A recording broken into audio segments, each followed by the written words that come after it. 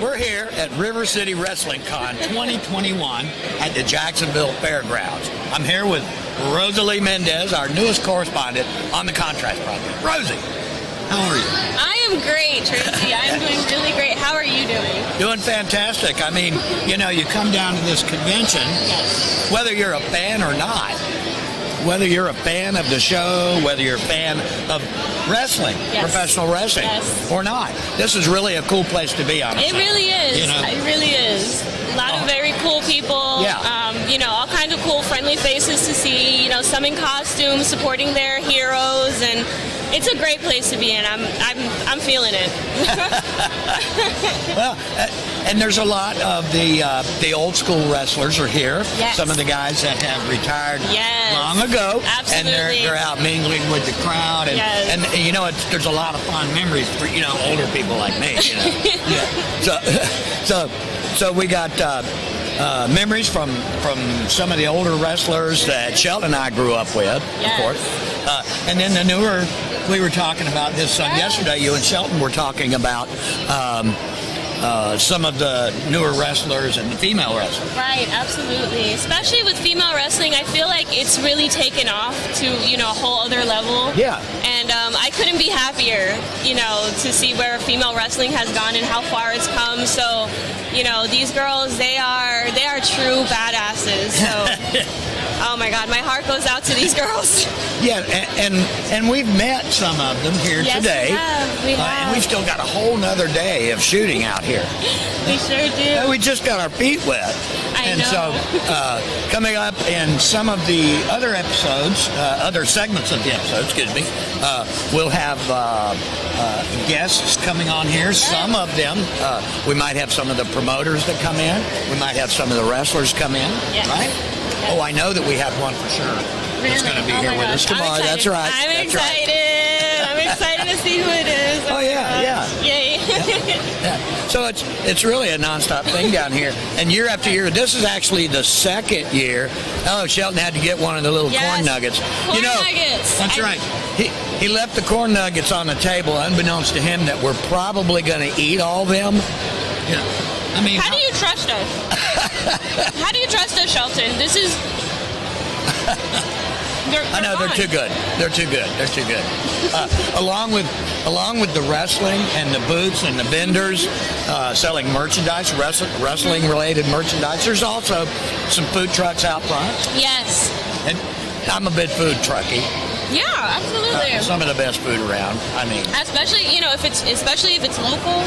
Oh yeah. Support your local business. That's definitely very important. Well, we have a friend of ours, Joe Talentino, has his television show, and his motto is eat local, drink local, be local. Very good. And so we talk about that all the time. You know, try to support the small businesses, especially coming out of the pandemic. Yes, absolutely. Well, it affected Wrestling Con. Last year, Wrestling Con was postponed from Jacksonville, but this will be the second time here at the fairgrounds. Oh, and it's awesome. It is. I'm having a great time. You know, I'm just loving the whole atmosphere. It's just been a great day. Well, you know, they say in Jacksonville, it's easier here. Do they say that? They do. They do. We have this little decal that says it's easier here. So it is. Okay, I mean, I'll hold Jacksonville to it. I don't know how things get easier in a major city, but okay. Oh, that's right. And you know, along with the show that we're doing, there's a lot of things coming up around the area. Yes. One that you're very interested in, and our good friend right down here, we're going to have him up shortly, Sweet. Mr. Max Michaels, one of the promoters. Yes. He is also promoting, coming up in September, Ancient City Con. You would love that. Sweet. Oh. What? But, you know, anyway. Okay, I think we better wrap this up. Yeah. We'll be right back.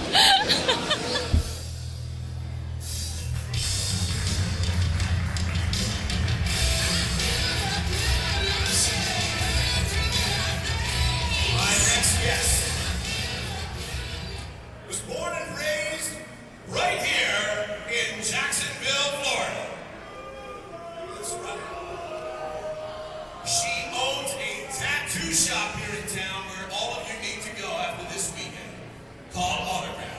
She is the American Kaiju. Please welcome Lindsay Snow.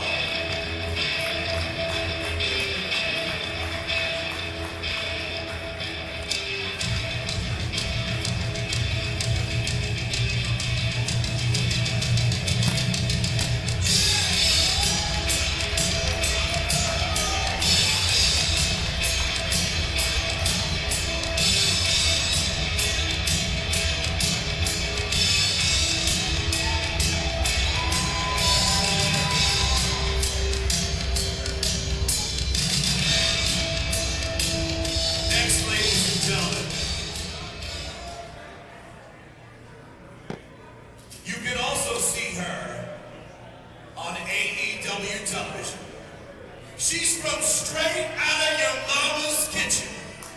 She is 5'5", sweeter than wine. Please welcome Red Velvet.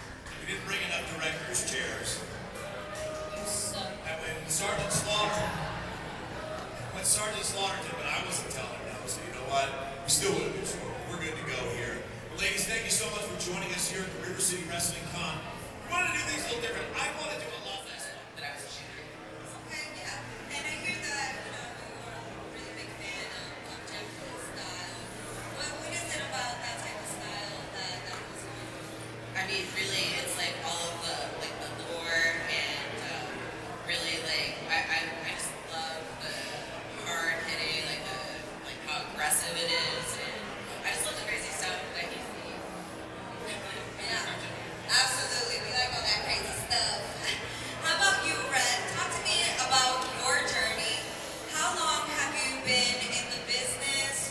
What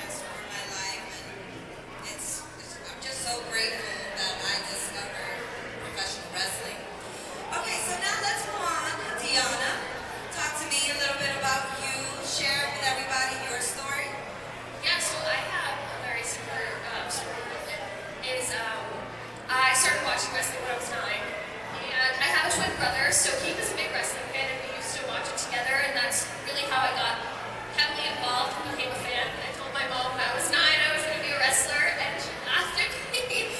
But I was serious. I was like, no, this is exactly what I'm going to do. And there was a school not too far that took girls when they were, and boys too, that when they were 15, and I begged and pleaded, like, please just sign the paperwork. And my parents wouldn't do it. So when I turned 18 and graduated high school that winter, I signed myself up for wrestling school. I came home and was like, so remember 9 years ago I told you I was going to be a wrestler? Well, I am. And my parents have been pretty supportive. My mom came to my first show, and my dad took a little bit longer to really get into what I'm doing, but I took him to a Ring of Honor show a couple years ago at the Hammerstein Ballroom in New York City, and he just looked around and was like, I get it now, I get why the shirts are important and the 8x10s are important, and now he's like, well, I read on Google that you said this, and then that person said that, and like, tell me more, and I'm like, Dad, don't Google me. But yeah, I've almost been wrestling for 10 years at the end of the year, so it's been a crazy journey, and meeting women like we have here today has made it all worth it. Well, congratulations, ladies, on all your success thus far. So I want to talk about women's wrestling today and where it's at and where it's going. I want to start with you, Thunder. As the owner of Mission Pro Wrestling, I want to know a little bit about the history. Where did that come about? Obviously, you felt there was a need for women to be pushed in this business. So let us hear a little bit about that. So, the idea of creating a all-women show was started in 2016. It was like my second year in the business, and my husband and I were talking because I wasn't getting booked anywhere, guys. Like, I was signing Lucha Underground. I just came back from Japan, and I literally was like driving 8-10 hours, getting paid $50, and I'm like, man, I'm signing a major company. Why is nobody giving me an opportunity? And I told my husband, you know what? I saved some money from what I got paid at Lucha Underground. How about we start a promotion? I'm sick and tired of people underlooking my talent. If people don't give me an opportunity, guess what? I know girls that are in my position, they're not gonna invest in other girls, but we're gonna do this. So we drove 8 hours to Los Angeles, California, and we started Sabotage Wrestling. I literally called every person I knew, and I'd be like, sister, I need a favor. We're gonna start opening a promotion called this, and we're gonna have a Japanese promoter that's gonna be recruiting. Are you interested in coming? They're like, absolutely yes. So we have people from Canada, Mexico, all over the country coming to this show, and we draw, I think, 300 people in our first show. I literally spent half of my life savings in that show, but it was all worth it because that was like the beginning of what we have now, which is Mission Pro Wrestling.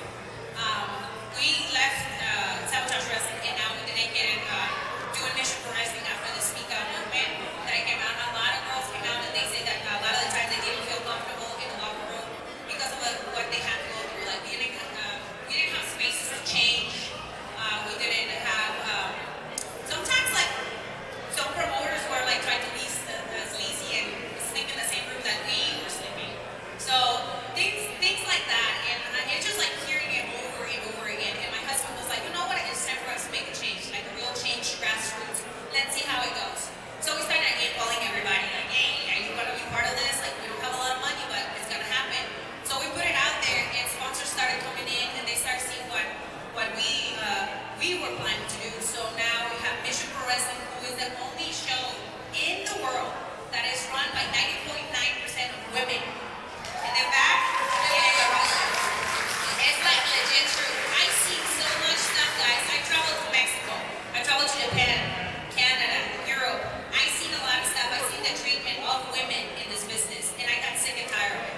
We are really doing something different because when you guys have, all of you guys have, except you, of course, it's, you know, soon. We want to make sure women feel empowered when they come here, that they feel that they belong, and when they leave the promotion, they tell their friends, hey, you should come and work for Thunder because it's like a real sisterhood. And to create a real sisterhood is to re-educate each other, to respect each other as professional athletes, and to be respected as professional athletes with everything that comes with us, with our beauty, with our brains, with our hormones, and yeah,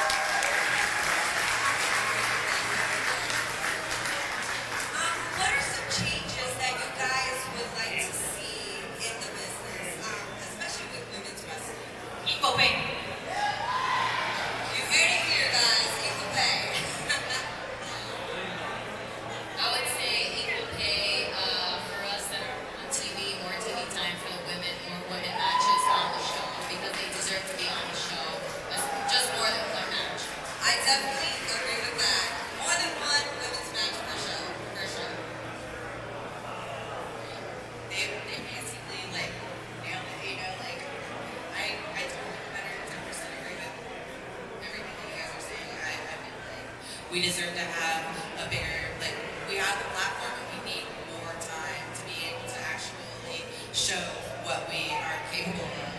And, you know, equal pay is always awesome.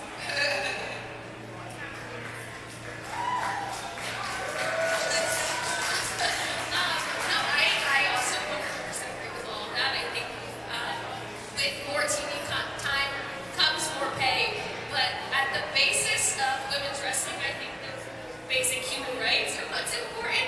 And having a women's locker room, somewhere where we can feel comfortable to get changed, somewhere we feel comfortable to put our makeup on, and there's a mirror in there.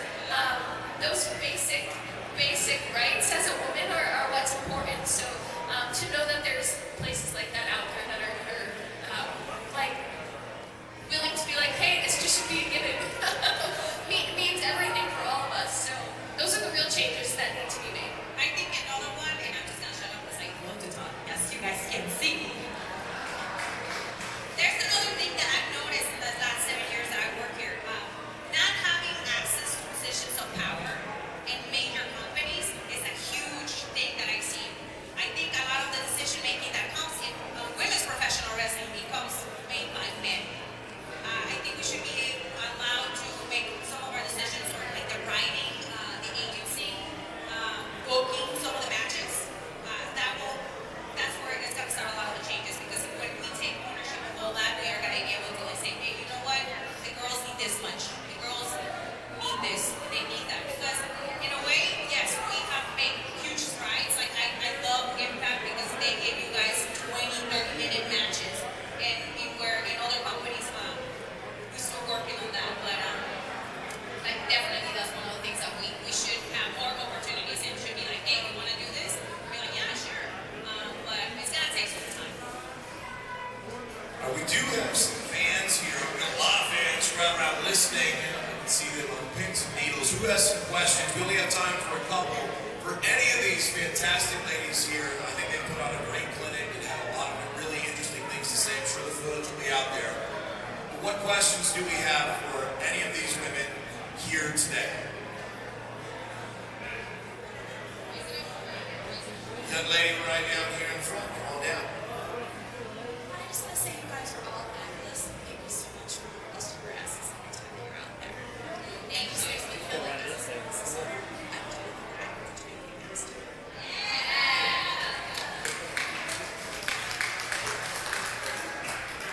So that's a mom of a young daughter. I know that you always have been parents for maybe supportive or very supportive. What did they want you versus wrestling?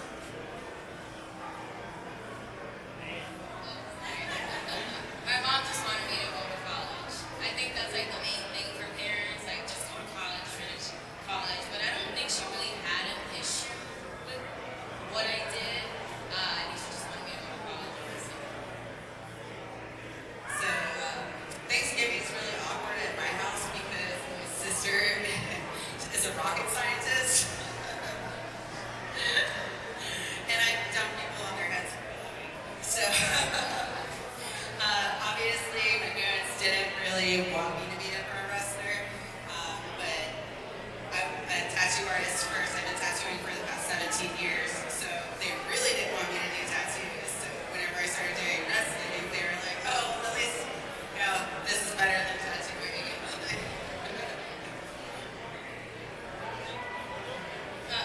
I think my mom wanted me to be like a teacher or a nurse, just something simple and steady with benefits. Like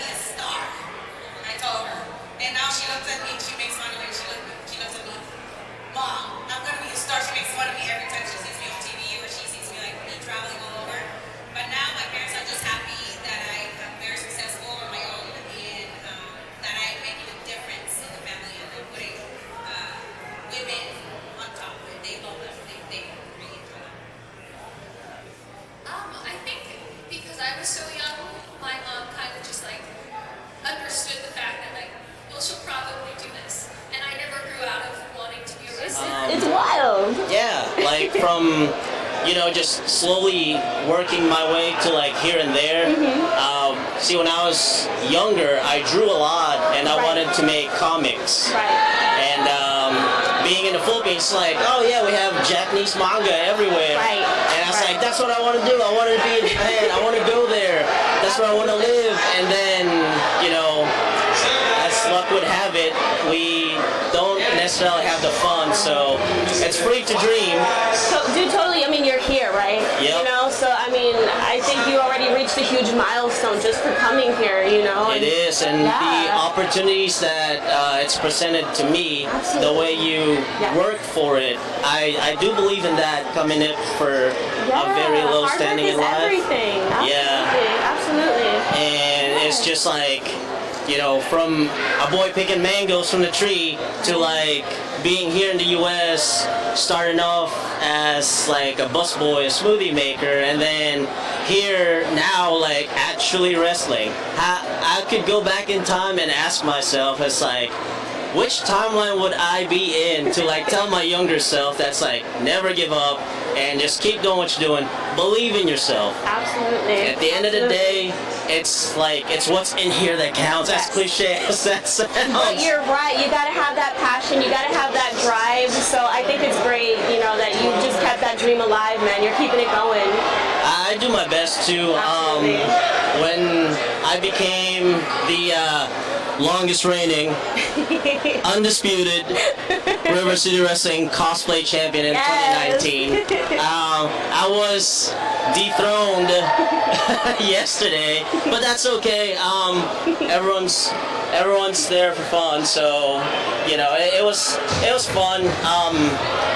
That's when I started to think, maybe I have a future here in wrestling. Absolutely. Maybe I can just do it just to do it for the experience. Absolutely, definitely. Well, that is awesome. AJ, it was great talking to you. Thank you so much for hanging with us and just chopping it up with us. Your story is amazing, really. Yes, and I really do think you're going to take this pretty far, man. Honestly. I hope so too. Absolutely. That's sky's the limit, as they say. That's right. So that's right. That's where I want to be. I want to be in space. Absolutely. Never give up. Never surrender. Catch us later, you guys. Contrast Project.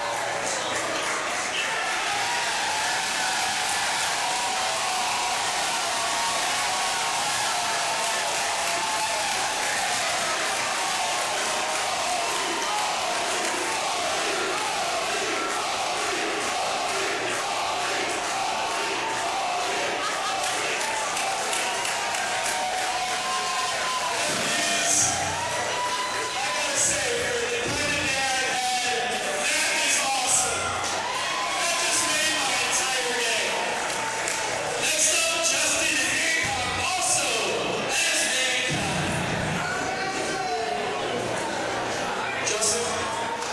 Justin Hancock.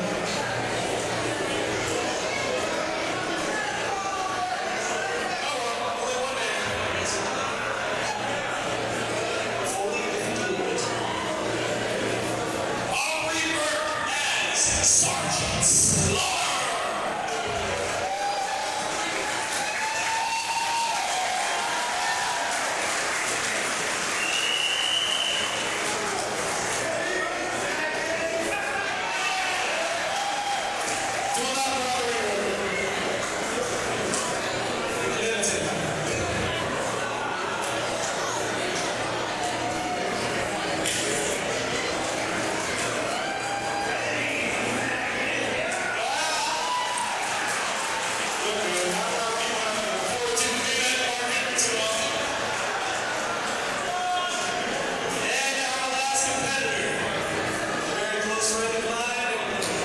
City's very own.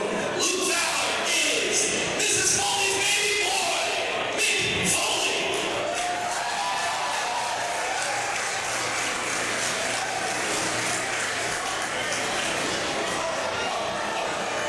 Stay away from me, Foley.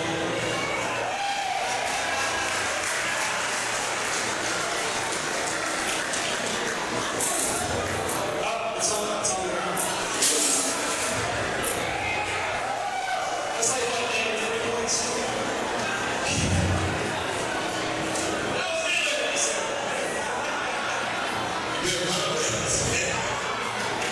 Not these shoes, sir. Cool, but why don't you keep them rolling? All right. Let's run them down real quick.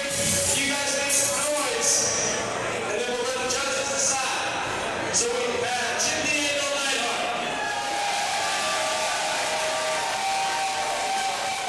South Jimmy Hart, Demon King Finn Balor, Ruby Riot, Alexa Bliss, Montez Ford, Seth Rollins, Selena Vega, Mankind, a little.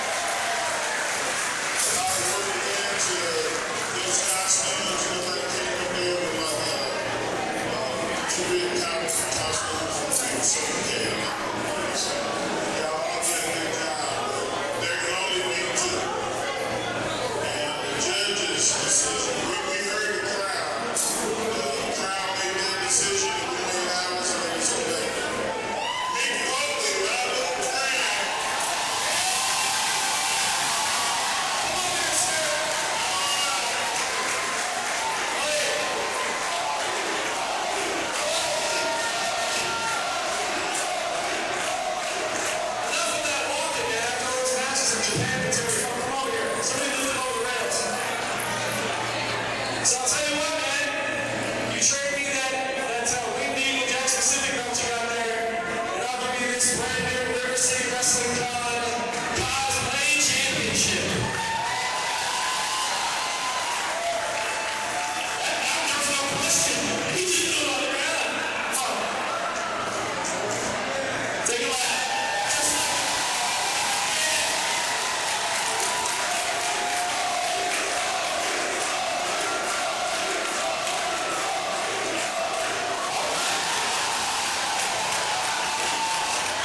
This is a match.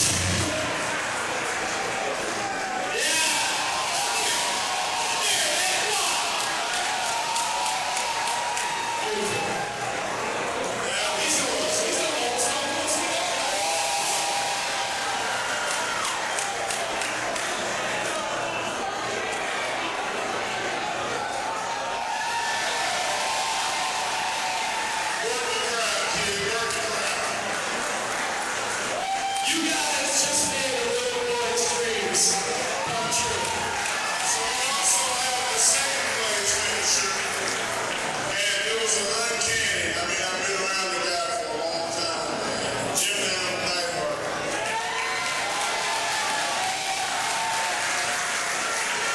Come on up, Jim. Great.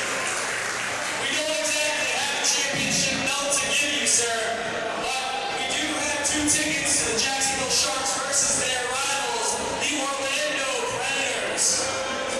Hey, watch your mouth. Orlando does so. I mean, they're a sports team, not the city. The city's kind of cool, right? Clearwater's never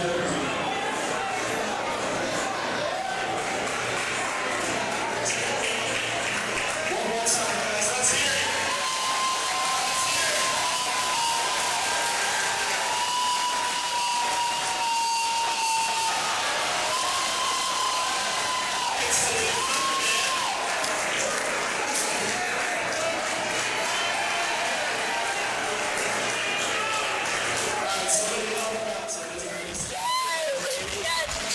You and Rosie, she's a winner just like me, Daddy. Yes, I have had the pleasure to finally get to meet the legendary Bill Alfonso. Thank you. It has been an awesome day. How are you feeling today, Bill? I'm feeling great.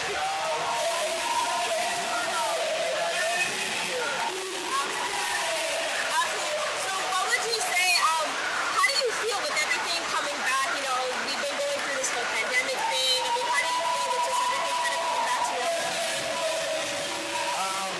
I'm very happy for a lot of the guys. Everybody was out of work for a while. This is what we do for a living, so to have it come back slowly is very cool. I'm excited about it. I'm doing a lot of these conventions all over the country. They just had one in St. Louis. They had 5,000 people. I'm doing one. I just did one in Baltimore, a couple thousand people. And I'm going to Hamburg, Pennsylvania for a convention, and ECW Rigdon in Philadelphia September 17th for a big convention. All the ECW superstars will be there, including Rob Van Dam. That is awesome. So one thing I wanted to ask, I was gifted this awesome whistle. Guys, look at this. I'm not taking it out of the packaging, just letting you guys know, okay? So tell us the story behind your famous whistle. Well, my story is when I became a manager at ECW, I was a referee for 20-something years. And I went up to ECW, they made me a manager, I did really well. And my gimmick was blowing a whistle. So I've been looking for somebody to practice now. I've been selling at conventions and stuff. I met a guy on an airplane from Mattel Toys, and he steered me to one of his sister companies in Mexico. So I made it. It's doing really well. People seem to like it a lot. So it's all me. I'm proud of it, and I'm glad that you got one, girl. Absolutely. I definitely feel like I'm, part of the team, so this is really great. So we were definitely talking about tonight. You have a ton of amazing and fascinating stories with different wrestlers. What would you say is one of the best experiences that you've had with the There's so many stories. There's so many. I was a personal assisting for the largest athlete on the planet, Giant Gonzalez, El Gigante from Argentina. A lot of stories about him. I've worked with the Sheik, Dusty Rhodes, Bobo Brazil, Eddie Graham, so many guys. Vincent Mann, Ted Turner. I've been very fortunate, so it's hard to pinpoint one story. I get 100 of them. They want me to write a book. I'm ready to write it. And so, what would you say is something that you're looking forward to in the future with your career? Writing my book, releasing a book, doing a documentary on my history in wrestling. Got 40 years, so I got a lot of cool stories, and hopefully I can tell them. Do you see yourself stopping at all, retiring, or stopping any of this at all, or just kind of calling it a day? I'll be 64 in August, and I worked my whole life in professional wrestling, sports entertainment, and now I just work weekends, which is great. I'm booked all the way through September, every weekend. So, retire, I don't know. I enjoy doing this, and it creates a little revenue. Absolutely. I can tell you enjoy doing this. Oh yeah, people like you know, I mean, all these great fans in Jacksonville. Absolutely. I love the energy. The fans are always great. So it's great being around a lot of diehards. Have you had any really great experiences with fans? Any crazy fans coming to you?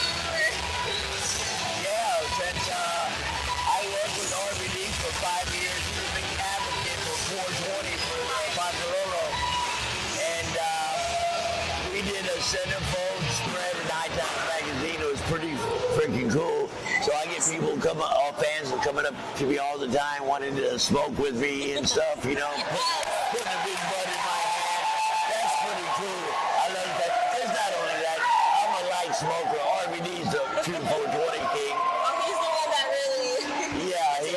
He's got rolling papers, he got CBD oil, he's got marijuana named after him, RVD. He's got a strain named after him? Yep. Oh my gosh, I gotta try it. Yeah. Maybe it'll make me strong like him. Oh yeah, he is Maybe strong. pick somebody up over my... Maybe. That is so awesome. Oh my gosh, I'm still in awe that I'm having this conversation. I got great stories. I almost went down with the superstar Billy Graham, Fonzie Lee, Kevin Sullivan, Geraldo Humperdinck, and Ron Bass. We were taking off from Tampa, this small twin-engine plane, and the most important and dangerous part of a plane ride is taking off. Right. If you're coming in, you can glide in, but if you're taking off, you're going like this. If something happens, you're in trouble. No, that's it. So one of the motors went out and the plane kept going like this. We saw lights flashing in front of our eyes. I'll tell you the story in detail. It was pretty cool to land, and we were happy. We all kissed the ground, and we said, we're never going to get on that plane again. Never. The next week, the pilot called and said, hey, I got the carburetor fixed. We jumped on the same plane. Oh my god, without even a second thought, huh? Yep. Oh my god, that's a total trip. Oh my god, that's amazing. I'm sure you've had a lot of stories with that. A lot of road stories too, I would imagine. Oh, I got some cool stories. Roddy Piper is from Canada. He's never seen an alligator, so he was down here on tour for a week with us in Florida Championship Wrestling. He rode with me, Kevin Sullivan, and a wrestler named Frank Dusick. And we were driving through the Everglades, and Piper started spotting these alligators. He was going crazy. Oh my God, look at the alligators, look at the alligators. He said, man, I wish I had a gun. And Frank Dusick said, I got a gun. So we pulled over, and it was an old 38 snub nose, and the alligator was across the canal.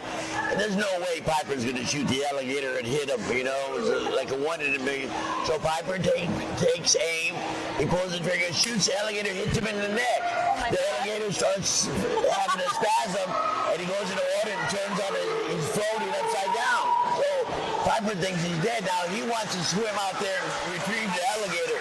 So he's taking all his clothes off and shit. It's crazy. So he starts swimming towards the alligator, and the alligator was pretending to be dead. He flipped over and started right towards Piper. It looked like a cartoon, where, you know, the cartoon guys run on top of the water? Yeah, it looked like that. It was really cool. So I'll tell you more details later on that story. It's pretty freaking cool, Daddy. I gotta hear more of that story. That's amazing. I sucker punched Dusty Rose. You won? Yeah, he threw me out of his car. I got some great stories. Oh my God. Well, I cannot wait to Oh, I got a great story about Japan. I love Tokyo. It's one of my favorite cities. And in the daytime, there's 13 million Japanese people running around. At night, there's 7 million. They take photos right now. I love Japan. My first trip over there, it was a joint show between the Japanese office and WCW, Ted Turner's company. It was a joint show, 65,000 people inside of the Tokyo Dome, and I was refereeing the main event, Ric Flair against Fujinami. It was pretty freaking cool to do that. My gosh, that is so cool. What would be another country that you went to? What was another place that you would say was awesome? Well, a lot of the countries I didn't get to hang out in because, for instance, I did a tour with Hulk Hogan and Yokozuna. We did 7 cities and 5 countries in 7 days. What? So we flew in, we did 2 shows in England, 2 shows in Germany, then we went to Austria, France, Oh my God. and Edinburgh, Scotland. So 5 countries in 7 days, you know. That is So- exhausting. It was exhausting, but we got a good payday. It was good. They got all expenses. Really cool. They take care of us. You're in and out. But I didn't get to see too much, you know, because the show gets over at 11 o'clock at night. But then you go back to the hotel, shower, and go eat something at 2 o'clock in the morning. Then you leave the next day to the next country. So, No, that's true. so I didn't get to see a lot. When I tell people, oh, I've been to all these different countries. Oh, Fonzie, you got to May. How nice. I don't really get to see them too much, you know. Do you have any favorite places that you love to go to for conventions or just any favorite cities? Well, Madison Square Garden is the most famous venue Yes, on my the hometown, planet. New York.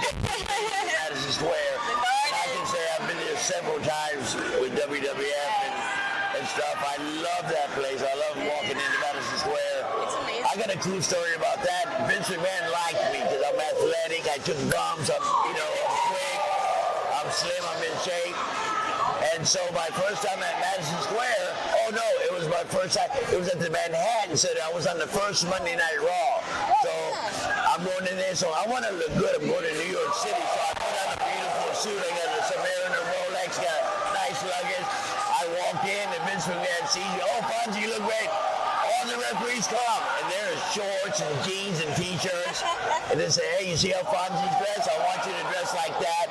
Every TV, every pay-per-view, and the referees hated me because you know what I mean? I didn't tell Vince to tell me, you know. I want to look good because this is why. Presentation is everything. Yes. If I walk into a Marriott with Hulk Hogan and we get service like that. Yeah. If I walk in by myself with a pair of jeans and like a little polo shirt, and they say, can I help you? Yes, William Alfonso, I have a reservation. We'll be right with you. Wait, they go do this stuff. But if I walk in with a beautiful suit, a nice wash, hair, beautiful, can we help you? Yes, William Alfonso. Oh, we've been expecting you, you know? Makes a difference. Presentation, everything, you know? Absolutely. So I've learned that because if I don't dress nice, I walk into a place, they think I'm one of the fans. But if I dress nice, hey, there's somebody, I know he's not a wrestler, but who the hell is that? Yeah, that's right. They say the clothes make the man, so. Kind of presentation, I like that. Absolutely. Yes, definitely. All right, so what have you got planned after this? What have you got going on after this segment? Next weekend, Friday, Saturday, and Sunday, I'm working for a company in South Florida, CCW, Coastal Championship Wrestling. I'm doing 3 shows there. I manage their top guys. After that, I'm going to Hamburg, Pennsylvania for a convention. I'm booked every weekend all the way through September. Thank goodness I'm busy. You got a good schedule, man. Yeah, I'm blessed. I'm blessed. And I just did that documentary. Vince McMahon flew 2 cameras, a sound guy, and a producer to my home and interviewed me for 3.5 hours. And I was all over RVD's documentary. Watch it. It's really good. Wait, is it out now? No, it's out now. You can go to Peacock and click on icons and it'll come up WWE, you know, documentaries, RVD. I'm all over. So since that's come out, my phone's been blowing up. I'm all over social media. I'm, you know, kind of Facebook requests, fan friendly and all that. I'm getting bookings things out of it. Not that I wasn't busy before, but now I'm really busy because of that documentary. It's a nationwide, worldwide release, you know? Absolutely. It was really cool. Awesome. Well, it was really wonderful having you here, Fonzie. Thank you so much for hanging out with us at the Contrast Project. This was really great. Hey, go on my Facebook and find this. It's going to be released on social media, so you can find it. If you guys want one, I'll cut you a good deal on it. Really cool. I'm proud of it. What was the question? I think we're about done here. We are good to go. Oh, yeah. Okay, we'll wrap it up. Hey, don't wrap me up, Daddy. I can talk all day long, baby. You give me the wrap up. I'm Bill Alfonso. I can talk all day. But anyway, God bless the camera guys, the crew, the tech people. Thank you, Rosie, for the interview. I really like it. I'm looking forward to doing something with you guys again. Yes, This is absolutely. Bill Alfonso with Rosie. Yes. She's very hot. She's a winner, just like me, Daddy, in Jacksonville, Florida, at the River City WrestleCon. Yes. It's badass, and I did really well, and the people are really cool in Jacksonville, Daddy. I love Jacksonville, one of my favorite places.